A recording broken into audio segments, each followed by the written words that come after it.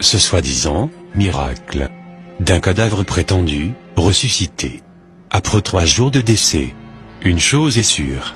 Après avoir visionné cette vidéo, et après avoir exposé les 15 détails incroyables qui trahissent cette supercherie religieuse, vous découvrez la fraude cachée derrière ce faux miracle, monté de toutes pièces, avec des faux acteurs, dont les talents restent à désirer.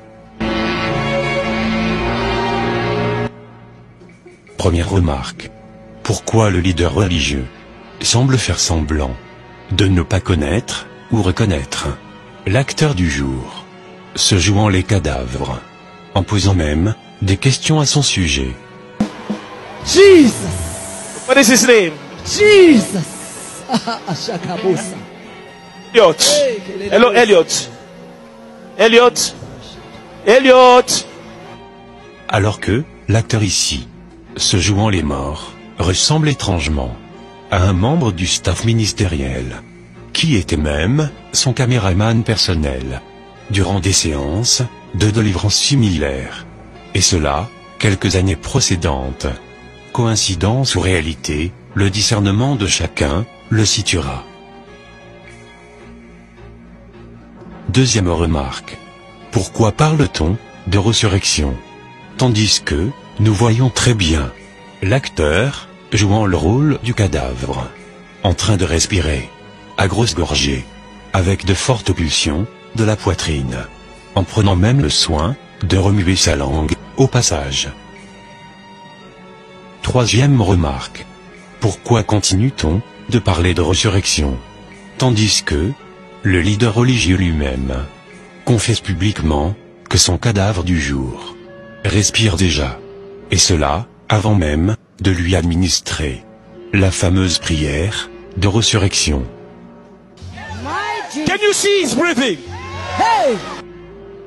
Ou bien, devrions-nous nous en tenir en la version officielle de la modératrice du culte de ce jour, qui indiqua qu'une famille qui était en provenance de la morgue, avec un cadavre de 3 jours, en direction du pays d'origine du défunt, qui est le Zimbabwe, et dont le cortège funéraire fit escale dans l'enceinte du lieu de culte de ce ministère, nommé Alléluia Ministry.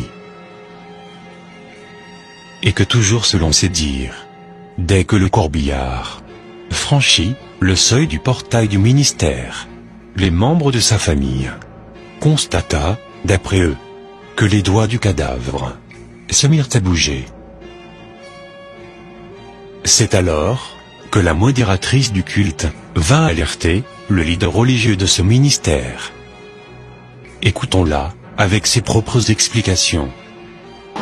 Something is happening as the funeral parlor drove over the church door.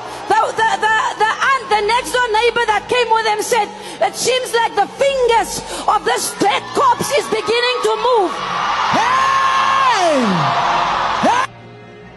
Mais cette explication de la modératrice du culte n'est malheureusement pas convaincante, et cela nous ramène à notre 4e remarque, qui est comme suit. Comment les membres de la famille ont-ils constaté les doigts du cadavre bouger dans un cercueil sans vitre de vision, en plus, avec une couverture qui ne révèle aucunement la position du corps? 5e remarque.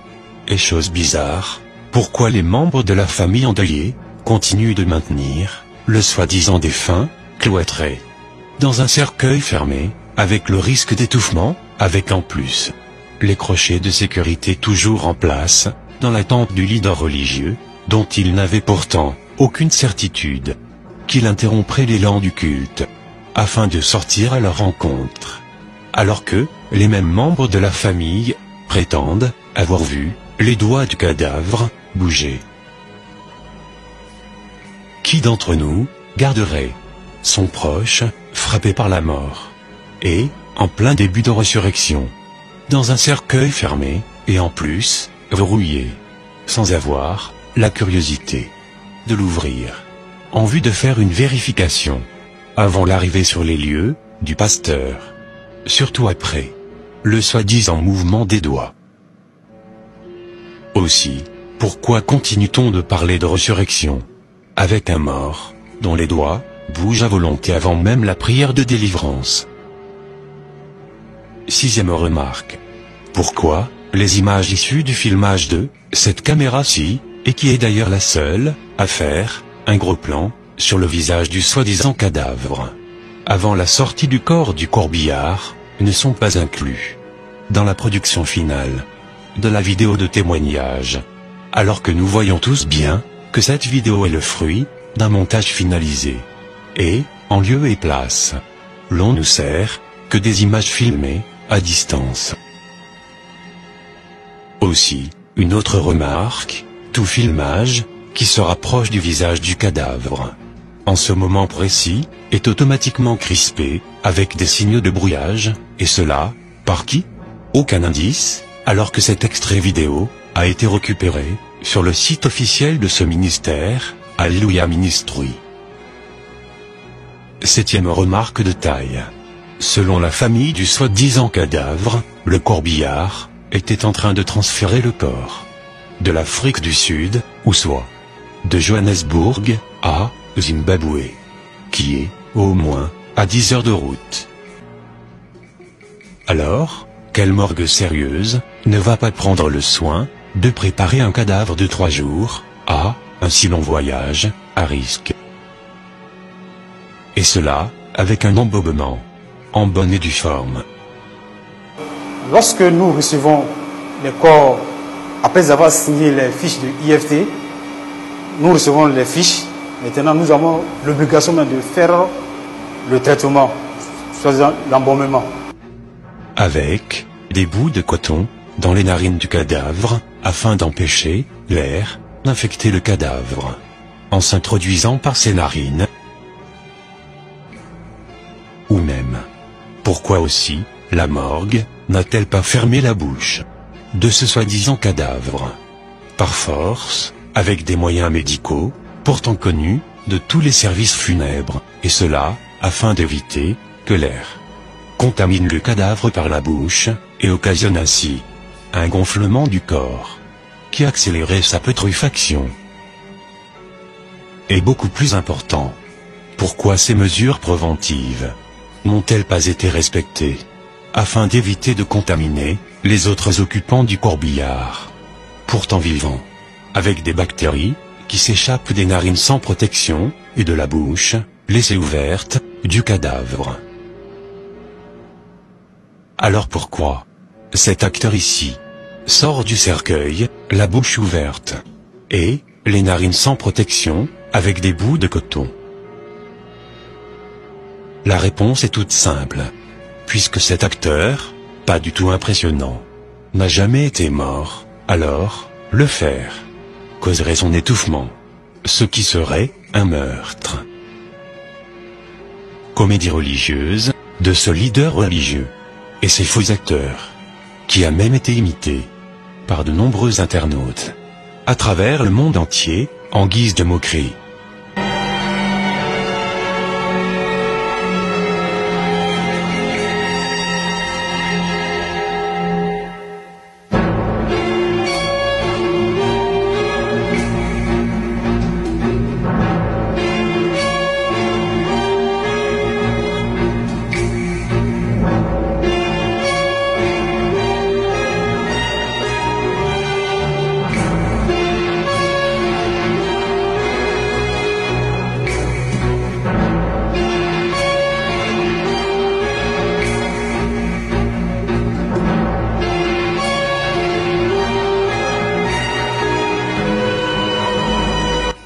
Huitième remarque. Des détails que ces metteurs en scène ont oublié de camoufler durant leur scénario sont les contacts téléphoniques du service funèbre. Kings and Queens Funeral Services.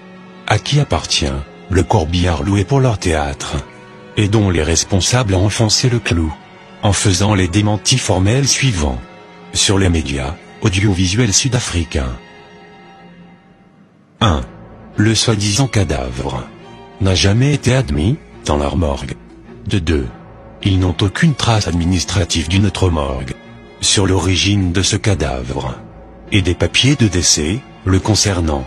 De trois, le corbillard de leur service funèbre a été loué par la famille pour soi-disant transporter leur mort. Écoutons-les, s'il vous plaît.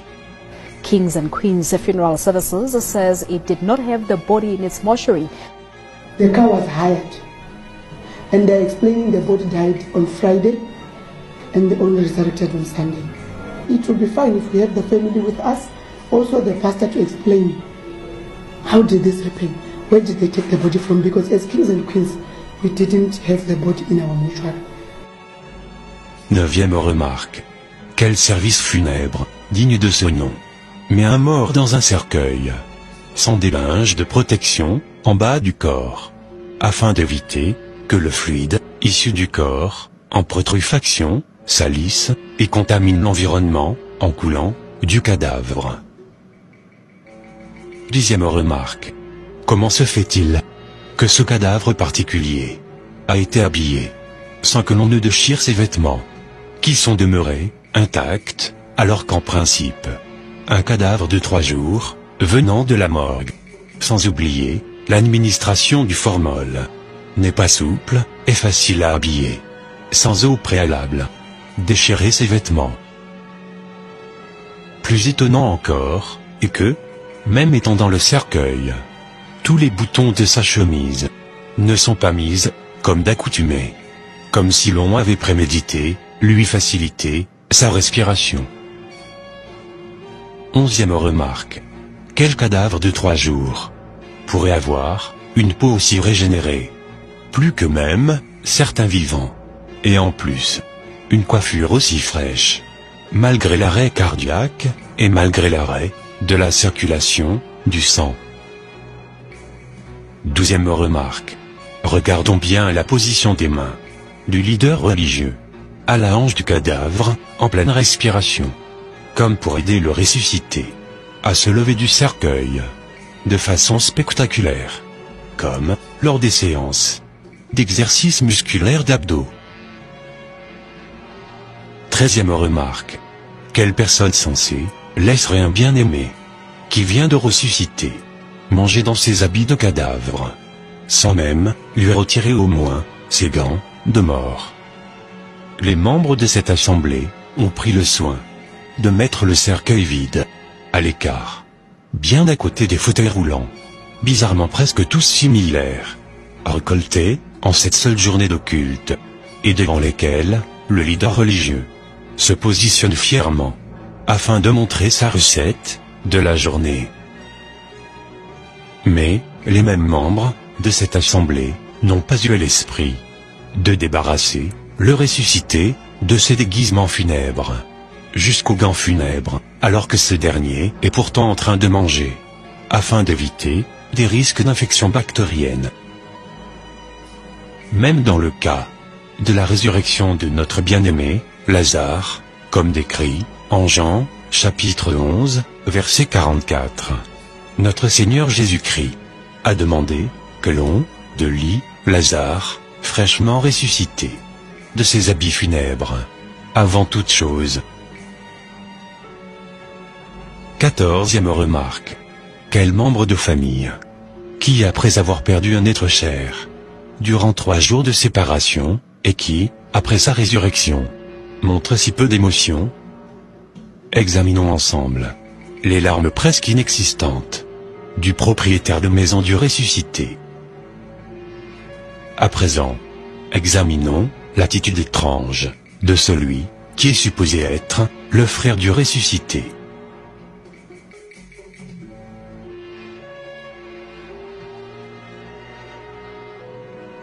Et plus choquant, constatons ensemble la réaction fade de cette femme, qui est supposée être l'épouse du ressuscité, et cela, malgré 3 jours de séparation d'avec son mari, à cause de la mort.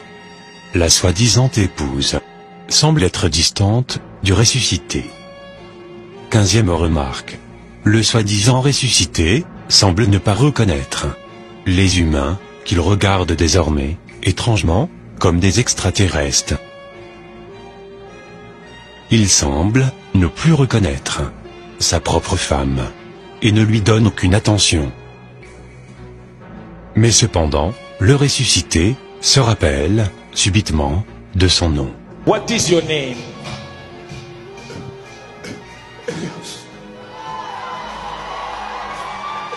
You didn't hear that. What is your name? Et encore plus fascinant, le ressuscité n'a pas perdu sa mémoire sur les plats appétissants de cette terre des hommes humains, qu'il semble pourtant ne plus reconnaître. Le ressuscité se souvient même de comment mélanger les différents ingrédients dans son assiette, afin de savourer un bon goût au finish. Pour conclure cette vidéo, sachons que notre Seigneur Jésus-Christ continue de faire des miracles.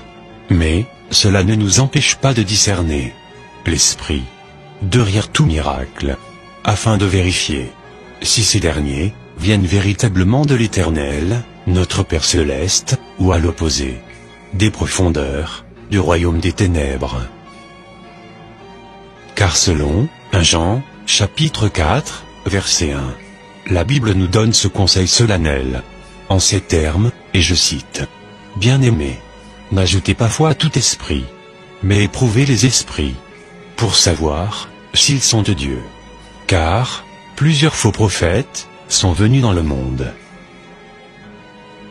C'était ton serviteur, et le serviteur de notre Seigneur et Sauveur, Jésus-Christ de Nazareth, Ilidia, Marius, Israël.